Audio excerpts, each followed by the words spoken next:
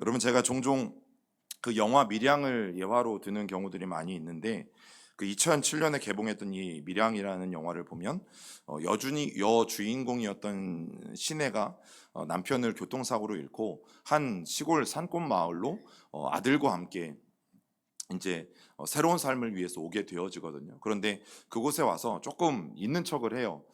자기가 뭐 돈도 좀 있고 그래서 땅을 보러 왔다느니 사실은 거짓말이죠. 왜냐하면 사람들에게 무시당하지 않고 또 새로운 곳에서 새 출발을 하려고 하다 보니까 이제 거짓말을 하게 되었는데, 그렇게 마을에서 조금씩 적응해 가던 어느 날 이제 노래방에서 밤늦게 놀다가 들어왔는데 아들이 없어진 거죠. 어, 왜 그랬나 봤더니, 여러분, 유괴범이 이 돈이 많다는 소리를 이 시내가 하고 다녔기 때문에 돈을 좀 어떻게 벌어볼 생각으로 아들을 유괴했던 것이었어요. 그런데 돈이 많을 거라고 생각해서 이 아이를 유괴했는데 그게 다 거짓말이었다라고 말씀을 드렸잖아요. 여러분, 아무리 돈이 없다라고 이야기해도 결국 유괴범은 그 말을 믿어주지 않았고 그 아들을 죽게 만들게 되어지죠. 여러분, 결국 그 아들이 죽게 되었는데 더 놀라운 충격적인 사실은 그 마을의 웅변학원 원장이 바로 유괴범이자 살해범이었다라는 사실이에요.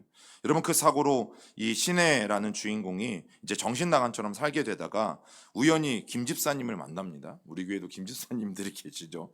그래서 이 우연히 김 집사님을 통해서 교회로 인도함을 받아요. 그래서 그가 신앙생활을 시작하고 이제 교회에 다니면서 마음의 평안도 찾아오고, 그러다가 정말 결정적인 순간이 오게 되어지는데 그의 신앙이 조금씩 깊어지면서 내가 범인을 용서해야겠다라는 그 결정까지 이르게 된 거예요. 그래서 정말 용기를 내서 그가 교도소에 찾아가죠. 그런데 교도소에서 그 범인과 마주했을 때 이 주인공 신혜를 굉장히 혼란스럽게 했던 말이 있었어요. 그 말이 어떤 말이냐면, 그 유괴범이자 이제 살인자인 웅변학원 원장이 하는 말이 뭐였어요? 나는 이곳에서 예수를 만나게 되었고 나는 이미 하나님에게 다 용서받았다. 이미 나는 하나님께 다 용서를 받았다라고 말하는 것이었죠. 여러분, 그 뻔뻔스러운 반응에 이 주인공 신혜가 어떻게 하게 되어집니까? 더 큰 충격에 빠지게 되어지죠. 여러분, 이 영화에서 이 유괴범의 가장 큰 문제가 뭘까? 여러분, 하나님 앞에 회개한 건 맞아요. 그런데 그 당사자는 누굽니까? 주인공인 신혜라는 인물이죠. 여러분, 그 아이의 아들을 납치해서 죽게 만들었어요. 그런데 이 신혜라는 여인에게는 단 한마디 사과도 없었어요. 단 한마디 잘못했습니다, 용서해 주세요, 용서를 구하는 말도 없었다라는 사실이죠. 여러분, 그런데 이 요즘에 유괴범 같은 그리스도인들이 많다라는 생각을 저는 해보게 되어져요. 우리가 하나님 앞에서 동일하게 그런 죄들을 생각보다 저지르는 그리스도인들이 사실은 생각보다 많이 있어요. 여러분, 오늘 이제 우리가 함께 나눌 이 네 번째 제사의 종류가 속건제라는 제사예요. 이 속건제 제사의 또 다른 이름으로 하면 배상 제사예요. 배상 제사는 어떤 의미예요? 반드시 누군가에게 하나님 앞에 제사만 드리는 것이 아니라 어떤 물질적인 잘못에 대해서 내가 배상을 할 책임이 있는 제사가 속건제의 제사이고, 우리가 지난주에 나눈 속죄제와 똑같이 이것도 의무입니다. 내가 사과를 하고 싶으면 하고 하기 싫으면 안 하고, 내가 상대방에게 물질의 피해를 끼친 거에 대해서 내가 배상을 하고 싶으면 하고 하기 싫으면 안 하고가 아니라 반드시 해야만 되는 제사가 바로 이 속건제의 제사라는 거죠. 여러분, 그래서 부지 중에 성물이나 아니면 이웃에게 우리가 피해를 강한 경우에는 반드시 속건제를 드려야 됐어요. 그래서 이 속건제의 제사는 속죄제의 제사의 큰 범주 안에 들어가면서 속죄제와 매우 흡사한 모습을 담고 있죠. 여러분, 성경이 이처럼 물질을 강조하는 이유가 있어요. 여러분, 오늘날 벌어지는 대부분의 범죄는 무엇과 연관이 깊어요? 이 물질과 굉장히 연관이 깊어요. 그리고 우리 그리스도인들도 이 땅을 살아가면서 이 물질과 많은 연관을 갖고 살아가죠. 여러분, 속죄제는 하나님과의 관계뿐만이 아니라 사람들과의 관계 사이에서도 마땅히 보상을 해야 되는 제사가 바로 속건제의 제사예요. 여러분, 밀양이라는 이 영화를 예로 든 것처럼 기독교인들 중에 굉장히 많은 사람들이 그런 생각을 합니다. 나는 하나님께 회개했어. 나는 하나님께 이미 다 내 죄를 고백하고 용서를 받았어 라고 말하는 사람들이 생각보다 많습니다. 유괴든 살인이든 뭐든 상관없이 나는 이미 모든 죄 용서를 받았다라고 말하는 그런 그리스도인들이 많아요. 여러분, 회개하면 용서를 받아요, 안 받아요? 우리가 하나님 앞에 우리의 죄를 고백하고 회개하면 용서를 받아요, 안 받아요? 받습니다. 여러분, 이것은 명확한, 성경이 말하고 있는 명확한 진리예요. 그러나 그것이 끝이 아니라는 거죠. 여러분, 다윗이 밧세바를 범한 후에 하나님 앞에 즉각적으로 회개했어요. 그리고 하나님은 다윗의 회개를 받아들이셨고 다윗을 용서해 주셨죠. 그런데 다윗의 집안과 온 이스라엘이 쑥대밭이 되어지죠. 여러분, 엄청난 대가를 치러야 됐어요. 여러분, 이 죄의 무서움이 무엇인가 하면 내가 지은 죄에 대해서 책임은 결국 내가 지게 되어져 있어요. 여러분, 하나님이 우리를 용서하신다고 해서 책임을 안 지는 건 아니죠. 그런데 우리는 이 사실을 모르고 있는 건지 아니면 생각하기 싫은 건지 오늘날 이 땅을 살아가는 그리스도인들이 여러분 이것에 대해서 전혀 무감각하게 있다라는 사실이죠. 여러분, 사라지거나 무효가 되어지지 않아요. 그래서 참된 예배는 하나님과의 관계 회복은 당연 먼저죠. 여러분, 그건 너무나 우선시 되어져야 되는 일이에요. 그런데 사람들과의 회복이 동반되어져야 돼요. 나는 하나님을 열심히 섬기는데 성도들 사이의 관계는 늘 안 좋아. 밖에서 관계는 늘 안 좋아. 직장에서 관계는 안 좋아. 일명 회사에 가면 내 별명이 싸움닭이야. 교회에서는 누구보다 신실한 직분을 갖고 있는데 회사에서 그 사람만 떴다 하면 사람들이 다 쉬쉬해. 사람들이 다 혀를 막 입을 막 뭐 어떻게 하지 못해서 막. 여러분, 그런 신앙인이라면 굉장히 문제가 있는 거죠. 여러분, 죄는 회개로 끝나요. 그러나 대가는 철저히 내가 치루어야 하는 거죠. 여러분, 그 사실에 대해서 우리가 잊으면 안 돼요. 그리고 말로만 끝나는 회개는 우리가 지난 시간에도 나눈 것처럼 또 주일날에도 나눈 것처럼 값싼 회개예요. 값싼 은혜예요. 우리에게 전혀 도움이 되어지지 않습니다.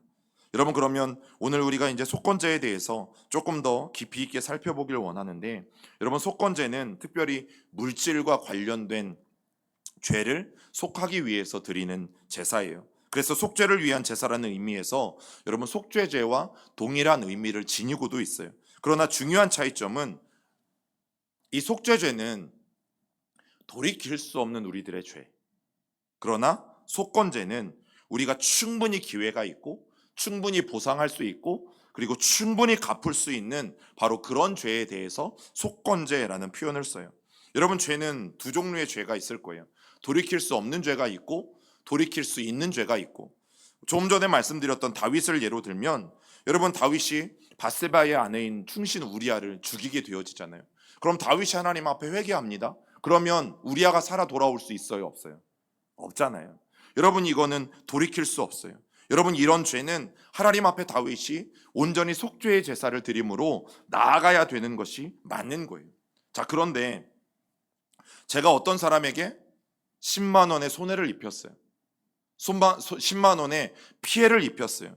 그리고 당시에는 뭐 그것을 갚을 수 있는 형편이 안 됐었다가 어느 정도 기간이 지나서 내가 그것에 대해서 보상할 수 있는 능력이 생겼어. 여러분, 이런 것들은 뭐예요? 속건죄에 해당이 됩니다. 그렇기 때문에 돌이킬 수 있는 죄를 여러분 속건죄라고 보시면 돼요. 이 경우에는 가장 먼저 하나님 앞에 제물을 드려서 내가 하나님 앞에 어떤 죄를 지었는지 고백하고 용서를 구해야 돼요. 그러나 그 다음 절차가 남아있죠. 어떻게 해야 됩니까? 내가 피해를 입히게 한 당사자를 찾아가셔야 돼요. 그래서 그에게 내가 피해를 입힌 그 금액을 보상해주고 그에게 용서를 받고 돌아오는 것이 속죄제의 마지막이에요. 여러분, 하나님께 회개, 당사자에게 용서를 구하고 용서를 받고 거기에서 끝나는 것이 아니라 금전적인 피해까지도 내가 보상하고 돌아오는 것. 물론 그렇게 찾아갔는데 갚지 않아도 괜찮습니다라고 말하면 감사하겠죠. 그러나 내가 그 사람의 피해까지 다 갚고 돌아온 모든 것을 포함한 것이 속건제의 제사의 모습이에요. 여러분, 그 내용을 우리가 하나씩 보면, 자, 속건제는 하나님 앞에 무엇만으로 안 됩니까? 재물만으로 안 돼요. 반드시 범죄한 물건에 성경에는 뭘 말하냐면 5분의 1을 더하여서 보상해야 된다라는 하나님의 명령이 있었어요. 그래서 첫 번째, 하나님의 것, 우리가 즉 성물에 대해서 손해를 끼쳤을 때 여러분 당시에는 어떻게 해야 했냐면, 우리 오늘 본 말씀이에요. 우리 한 번 더 15절부터 읽어봅니다.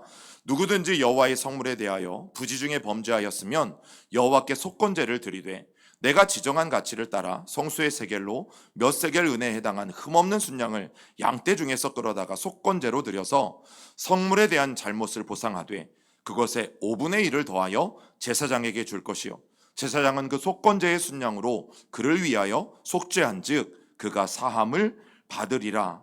여러분, 하나님의 물건에 대해서 우리가 손해를 입혔어요. 그러면 그것에 대해서 어떻게 해야 돼요? 5분의 1을 더해서 10만 원의 손해를 입혔으면 5분의 1이면 2만 원이겠죠. 그러면 12만 원에 해당하는 금액을 누구에게? 제사장에게 보내야 된다라고 성경은 명하고 있어요. 여러분, 그러면 우리가 살다 보니까 사람에게 손해를 끼칠 때도 있어요. 사람에게 손해를 끼칠 때는 어떻게 해야 되는가? 우리 3절부터 읽어봅니다. 남의 이름 물건을 줍고도 사실을 부인하여 거짓 맹세하는 등 사람이 이 모든 일 중에 하나라도 행하여 범죄하면 이는 죄를 범하였고 죄가 있는 자니 그 훔친 것이나 착취한 것이나 맡은 것이나 잃은 물건을 주운 것이나 그 거짓 맹세한 모든 물건을 돌려보내되 곧 그 본래 물건에 5분의 1을 더하여 돌려보낼 것이니 그 죄가 드러나는 날에 그 임자에게 줄 것이요. 여기까지만 읽겠습니다. 여러분, 사람에게 우리가 피해를 입었을 때도 사실은 별로 다르지 않아요. 사람의 재산일 경우에 역시 5분의 1을 더해서 누구에게요? 당사자에게 보상해야 된다라고 성경은 우리에게 분명히 말해주고 있어요. 여러분, 이것이 속건죄의 중요한 의미라는 것을 성경이 우리에게 말해주고 있습니다. 여러분, 속건죄는 어떻게 해야 마무리가 되냐면, 우리가 하나님에 대한 의무를 다하고 동시에 사람에 대한 의무를 다할 때 이 속건제의 제사는 마무리되어지게 되어져 있어요. 이것이 우리에게 무엇을 말해줍니까? 예배와 삶은 떨어질 수 없어요. 여러분, 사람에게 찾아가는 것은 삶이잖아요. 내가 피해를 준 그 사람에게 찾아가서 내가 피해를 준 만큼의 것에 5분의 1을 더해서 보상하는 것은 우리의 삶의 영역이잖아요. 여러분, 예배의 삶과 삶을 살아가는 것은 결코 뗄래야 뗄 수 없는 관계 가운데 있음을 우리가 성경을 통해서 분명히 알게 되어져요. 여러분, 그 대표적인 사람이 신약에도 나오는데 누구인가 하면 삭개오라는 사람이에요. 자, 누가복음 19장 8절 같이 읽어봅니다. 시작. 삭개오가 서서 주께 여짜오되 주여 보시옵소서 내 소유의 절반을 가난한 자들에게 주겠사오며 만일 누구의 것을 속여 빼앗은 일이 있으면 내 갑절이나 갚겠나이다. 여러분, 예수님께서 삭개오를 만나 주셨을 때 삭개오가 예수님 앞에 했던 고백이에요. 자기가 부정 축제를 업으로 삼고 있었기 때문에 그가 어떤 고백을 합니까? 예수님을 만나는 즉시 자신이 죄인인 것을 깨달아요. 그리고 하나님 앞에 회개하죠. 여러분, 그것만으로도 사실은 감사한 일이잖아요. 그것만으로도 삭개오에게는 지금 놀라운 일이 일어나고 있는 것입니다. 그런데 그가 뭐라고 고백합니까? 내가 범죄한 물건이 있으면 어떻게 해요? 4배나 더해서 갚겠다라고 그가 보상까지 약속하고 있어요. 여러분, 우리가 하나님 앞에 용서를 구하고 잘못했다라고 회개하는 것, 주님에 대한 의무를 다하는 거죠. 그런데 오늘 삭개오는 어디까지 나아가고 있어요? 자기가 실제 피해를 입힌 사람들에게 내 갑절이나 갚겠다라고 사람에 대한 의무도 다하겠다라고 말하고 있죠. 여러분, 이것이 성경이 말하는 완전한 속건제의 모습이고 이것이 오늘날 우리가 배워야 되는 예배의 정신 가운데 하나인 것을 알게 되어져요. 그리고 오늘 성경은 우리에게 분명히 말하죠. 언제 우리가 속건제의 제사를 드리는가? 그 죄가 드러나는 날에 그 임자에게 주라고 말해요. 5절 마지막에 보면 즉 내가 죄인 것을 안 그날 즉시, 속죄제도 그랬죠. 내가 죄인 것을 알았으면 다음 날로 넘기면 안 돼요. 바로 즉시 하나님 앞에 나아가서 속죄의 제사를 드려야 되고 속건제도 하나님 앞에 반드시 그렇게 드려야 된다는 사실이에요. 그 죄를 깨닫는 날. 왜냐하면 여러분, 죄라는 것은 결국에는 점점점 커져가게 되어져 있어요. 그리고 우리가 초반에 나눈 것처럼 죄의 이 파급력은 어마어마해서 결국에는 죄를 지은 사람이 책임을 질 수밖에 없는 상황들을 만들게 되어지죠. 여러분, 조두순 같은 사람들 분명히 형을 다 살고 나왔어요. 형 다 살고 나왔잖아요. 그런데 왜 그 사람이 탈옥을 한 것도 아니요, 조기 출소를 한 것도 아니요, 법에서 정한 만기 형량을 다 채우고 나왔는데 왜 사람들이 우리 마을에 못 산다라고 왜 데모를 하고 조두순이 출소하는 그곳에 가서 왜 그 사람에 대해서 또다시 항변을 하고 왜 그렇게 합니까? 그게 죄에 대한 책임이죠. 여러분, 형량은 다 살 수 있어요.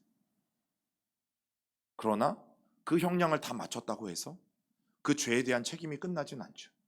그만큼 죄는 정말 정말 무서운 것이지만 우리는 그것을 모르면서 살아가요. 한 번도 그래 본 적이 없기 때문에 우리는 그 무서움에 대해서 정말 정말 모르면서 살아가요. 여러분, 삭개오는 그의 삶에 있어서 예배와 삶이 일치를 이룬 사람이에요. 여러분, 그러면 이제 몇 가지 질문들이 일어날 수 있어요. 자, 그런 속건제가 오늘을 사는 우리에게도 적용이 되는가 하는 질문들을 할 수 있죠. 여러분, 제사의 형태만 바뀌었을 뿐, 제사의 형태만 우리가 드리는 예배의 모습으로 바뀌었을 뿐, 그 정신은 오늘날 우리가 어떻게 해야 돼요? 고스란히 받아들여야 되는 거죠. 우리가 이제 주일날 찬양 인도자들 함께 세미나를 했거든요. 제가 가장 먼저 나눈 내용이 성막에 관한 내용이었죠. 성막의 예배를 가지고 오늘날 우리가 찬양이라는 것을 통해서 하지만 성막의 예배 순서를 그대로 가지고 와서 오늘날 찬양 예배라는 걸 드립니다 라는 이야기를 우리가 찬양 인도자들과 또 예배팀과 나누었었어요. 여러분, 만약 누군가에게 물질적으로 범죄했다면 그 정신은 여전히 남아있다라고 말씀을 드렸어요. 하나님께 회개해야 됨과 동시에 당사자에게는 어떻게 해야 합니까?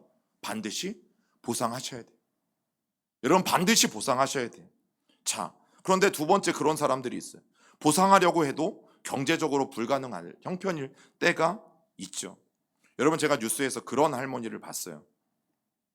남편이 좀 빚을 많이 졌고 평생 갚다가 못 갚았어요. 그리고 죽었어요. 그런데 어떤 유언을 아내한테 남겼냐면, 당신이 빚 좀 대신 갚아달라는 유언을 남겼고, 그 아내는 또 남편을 너무 사랑한 나머지 평생에 걸쳐서 그 빚을 다 갚은 뉴스를 제가 보게 되었죠. 여러분, 세상에 빚진 사람들 가운데는 내가 일평생 걸려도 그 빚을 다 못 갚는 형편일 수 있습니다. 자, 그러면 우리는 어떻게 해야 되는가? 우리가 그리스도인이고 우리가 속건제에 대한 의미를 배우고 정신을 배웠다면, 내가 하나님 빚을 갚고 싶어도 나 돈도 없고 빚 갚을 형편도 안 되는데 하나님 어떻게 해야 됩니까? 배 째란 얘기입니까? 여러분, 결국 그럼에도 불구하고 우리는 그 당사자에게 찾아가야 돼요. 내가 피해를 입힌 그 사람에게 찾아가야 돼요. 하나님께만 용서를 구하는 것이 아니라, 여러분, 내가 당장 갚을 형편이 안 돼도 그 사람에게 가서 내 상황들을 말할 수 있어야 되죠. 내가 지금 정말 한 푼도 없어서 당신에게 피해를 입은 그 금액을 내가 갚을 수가 없습니다. 그러나 저는 조금 더 나아가면, 만약 갚을 돈이 조금이라도 생기면 어떻게 해야 돼요? 갚아야 돼요. 여러분, 내가 10원씩밖에 없어. 그걸 가지고 그 사람에게 피해를 입힌 금액에 전혀 어떠한 도움도 안 돼. 그러나 내가 해보니까 내가 하루에 100원씩은 갚을 수 있어. 1000원씩은 갚을 수 있어. 그러면 그 성의를 보여야 되는 거죠. 여러분, 그런 성의를 보이지 않고 나는 하나님 앞에 용서받았으니 됐다? 여러분, 성경은 그렇게 말하지 않아요. 비록 빚을 다 갚진 못한다 할지라도 여러분, 성경이 이렇게 말하는 중요한 이유가 있어요. 아까 뭐라고 말씀드렸어요? 사람과 사람 사이의 관계의 회복. 여러분, 내가 잘못한 걸 저 사람이 알아. 나 때문에 피해를 봤어. 그런데 이 사람이 전화도 안 해. 연락도 안 해. 미안하다는 말도 없어. 그럼 여러분들이 피해를 당한 당사자의 입장에서 기분이 좋으시겠어요? 나쁘시겠어요? 기분 좋을 사람은 없어요. 정말 예수님이 아닌 이상 그래, 내가 다 용서하지, 이럴 사람들은 우리 시온교회 성도들 말고는 저는 별로 본 적이 없어요. 여러분 어려운 일이잖아요. 그런데 마음이 풀릴 때가 있어요. 찾아가는 거예요. 내가 잘못했습니다. 죄송했습니다. 내가 지금은 형편이 안 되지만 형편이 되면 반드시 갚을게요. 아니 내가 지금 많이는 아니어도 1,000원, 10,000원 내가 할 수 있는 형편이 이만큼씩밖에 되어지지 않으니까 내가 이렇게라도 갚을게요. 여러분 그러면 상대방이 어떻게 나오겠어요? 그의 마음이 풀어지는 거죠.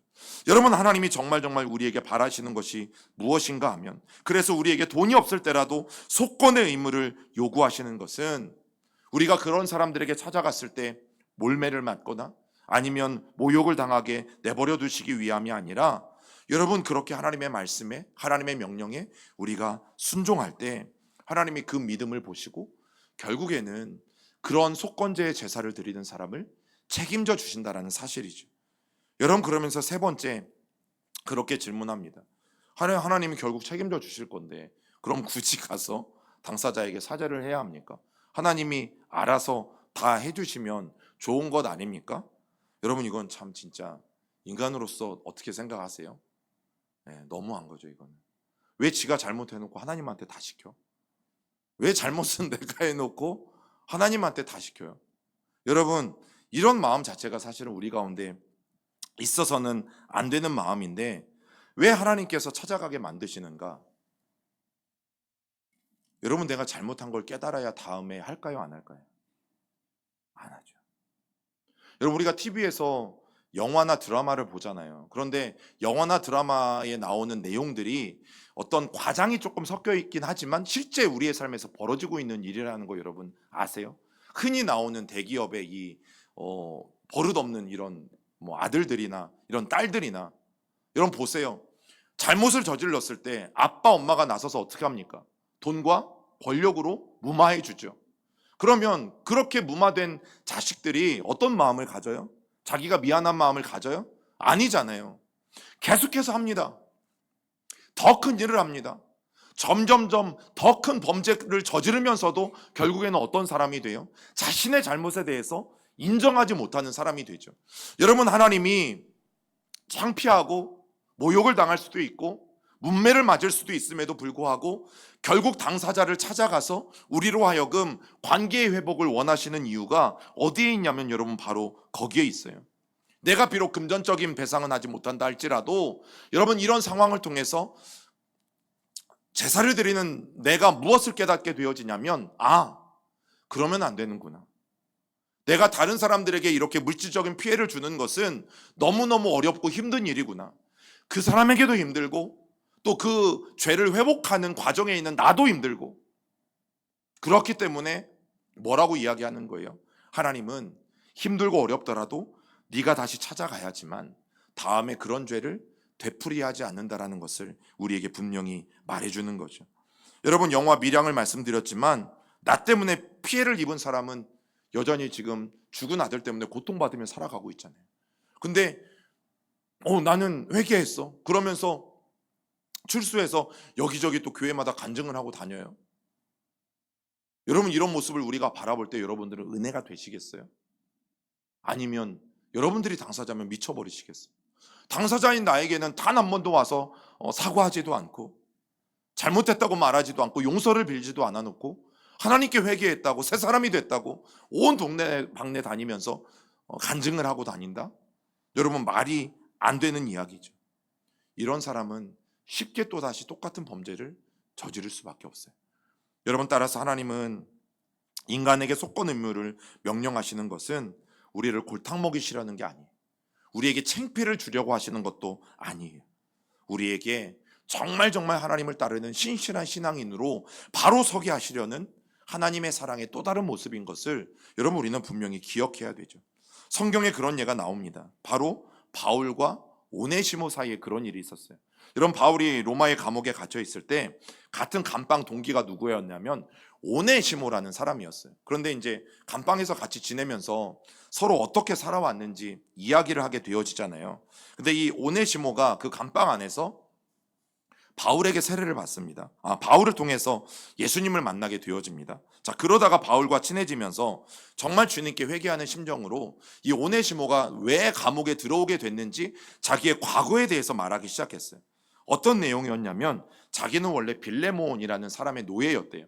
즉 자기의 주인이 빌레몬이었던 거죠. 그런데 주인의 돈을 훔쳐서 도망갔다가 잡혀서 감옥에 들어온 거예요. 여러분, 얼마나 용기 있는 고백이냐면 자신의 그런 과거를, 그것도 좀 부끄러운 과거를 이렇게 이야기하는 사람들은 많지 않아요. 그런데 바울은 오네시모야, 네가 정말 솔직하구나. 와, 너 같은 사람에게 하나님이 축복하실 거야. 네가 그렇게 진심으로 용서하고 뉘우쳤으면 하나님이 너도 용서해 주시고, 그래 앞으로 너의 인생도 하나님이 잘 되게 해 주실 거야 라고 끝나지 않았어요. 너 출소하면 즉시 누구를 찾아가? 빌레몬을 찾아가 용서를 구하라고 명했어요. 오네시모야, 너 출소하면 꼭 주인을 찾아가서 사과해. 그리고 용서를 받아라고 말했어요. 여러분, 오네시모의 입장에서 보면 이게 굉장히 위험한 일이거든요. 왜냐하면 노예잖아요. 노예는 주인의 그냥 재산입니다.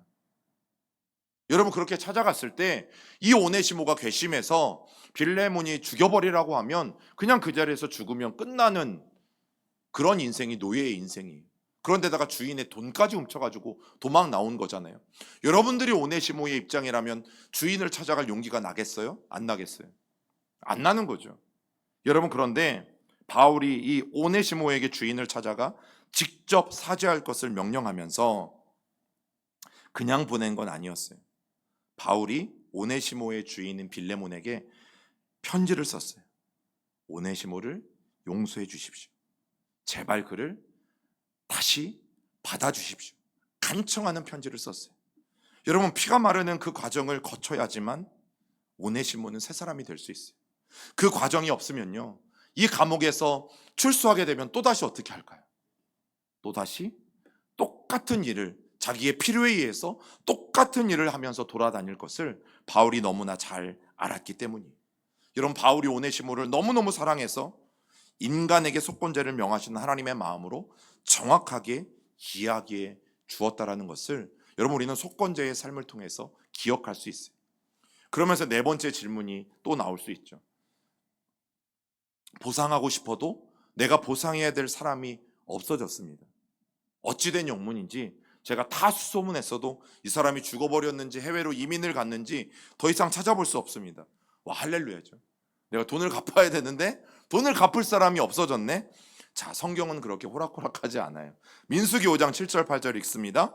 그 지은 죄를 자복하고 그 죄값을 온전히 갚되 5분의 1을 더하여 그가 죄를 지었던 그 사람에게 돌려줄 것이요, 만일 죄값을 받을 만한 친척이 없으면 그 죄값을 여호와께 드려 제사장에게로 돌릴 것이니 이는 그를 위하여 속죄할 속죄의 순양과 함께 돌릴 것이니라. 여러분, 이 속건제의 가장 첫 번째 원칙은 당사자 그 자신에게 보상하는 거예요. 자, 그런데 그 당사자를 찾을 수도 없어. 열심히 노력했는데 만날 수 없어. 그러면 어떻게 합니까? 가까운 친족이 있잖아요. 여러분, 당시에는 지금처럼 가족들이 뭐 서울, 부산, 대구, 대전, 뭐 해외 뿔뿔이 흩어져 산 게 아니라 우리나라로 따지면 시족 사회와 가까웠어요. 그래서 한 가양동 마을에 뭐 고모부터 작은아버지, 뭐 작은엄마 다 산 거예요. 그러면 여러분, 그 마을에 찾아갔을 때 당사자는 없을지라도 가까운 친족은 있을까요? 없을까요? 있는 거죠. 그러면 가까운 친족에게 보상을 해야 돼요. 자, 그런데 가까운 친족마저도 없어. 그럼 또 할렐루야인가요? 아니죠. 제사장을 통해서 하나님께 바치라고 성경은 말해주고 있어요. 여러분, 제사장을 통해서 하나님께 바치라는 것은 뭐 요즘으로 따지면 목사님들에게 갖다 줘서 목사님 뭐 잘 살게 해줘라 이런 의미가 아니에요. 자, 읽어봅니다. 내가 진실로 너희에게 이르노니 너희가 여기 내 형제 중에 지극히 작은 자 하나에게 한 것이 곧 내게 한 것이니라. 이런 보상의 당사자나 그 친족마저 찾을 수 없는 경우에는 여러분 주위에, 너희 주위에 지극히 작은 사람을 찾아서 그에게 갚아라. 그게 하나님께 돌려드리는 것이다. 그런데 왜 제사장에게 가져가라고 말했을까요? 여러분, 주변에 누가 어려운지 모를 수 있잖아요. 나는 정말 배상을 하고 싶은데 친족까지도 다 찾아갔는데 친족마저도 없어. 그러면 주변에 지극히 작은 사람이 나는 누구인지 모를 수 있잖아요. 그러나 제사장들은 알 수 있기 때문에 제사장에게 가져갔고, 제사장은 그것을 자신들이 취하는 것이 아니라 지극히 작은 그 이스라엘 공동체 안에 있는 사람들에게, 여러분, 그 사람들을 찾아서 대신 배상하는 일들을 행하게 되어졌던 것이죠. 여러분, 결국 속건제의 제사는 어떻게든 그 배상을 해야 마무리가 돼요. 당사자가 없다? 친척도 없다? 여러분, 그러면 우리 주변에 누구든 있어요? 지극히 작은 사람은 늘 있어요. 그래서 하나님은 성경에 고아, 객, 과부. 고아는 누군지 아시겠죠? 과부도 누군지 아시겠죠?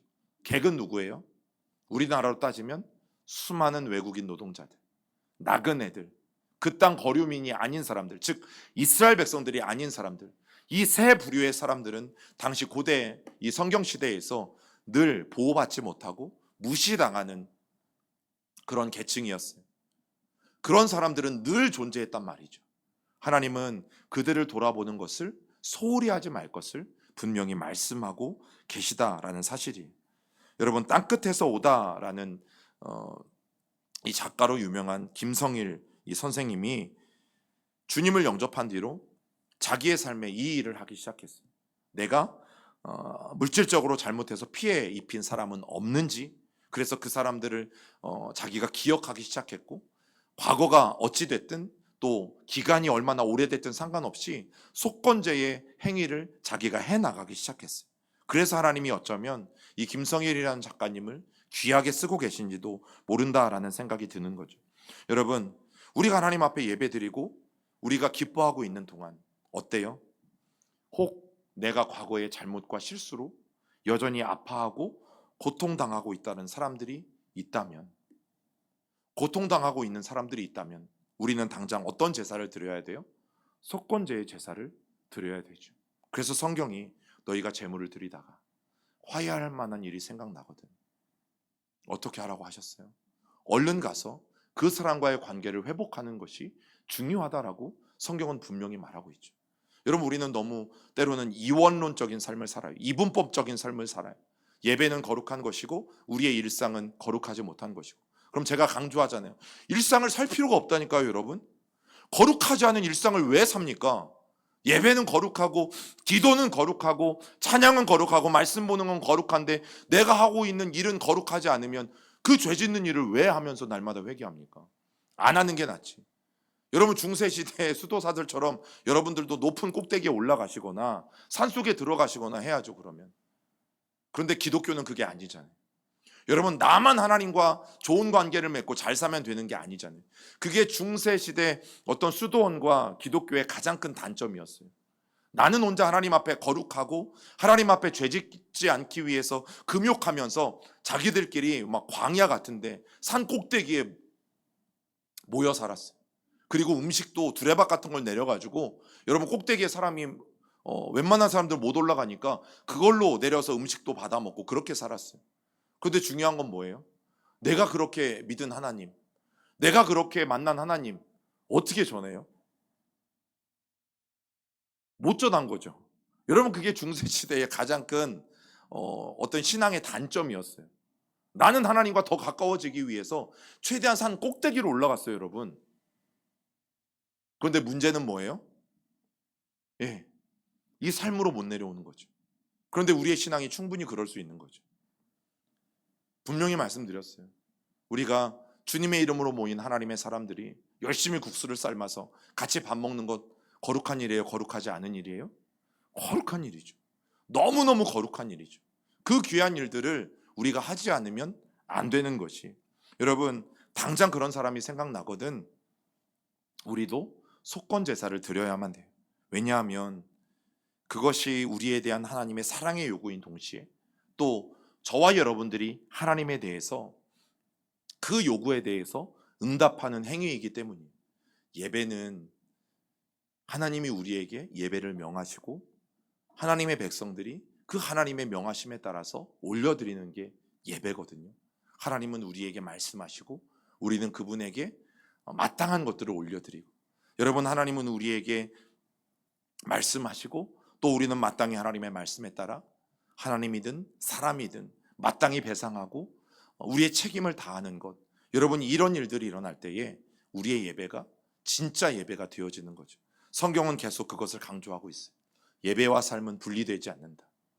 우리의 일상이 예배가 되어야 하고 우리의 예배가 일상에서도 늘 이루어져야 된다. 예배의 생활화, 우리의 삶이 예배가 되어지는 일들. 여러분, 그 일들이 일어날 때에 하나님의 귀한 역사가 우리의 삶을 이끌어가는 거죠. 여러분, 저와 여러분들의 삶이 그런 삶이 될 수 있기를 간절히 부탁을 드립니다.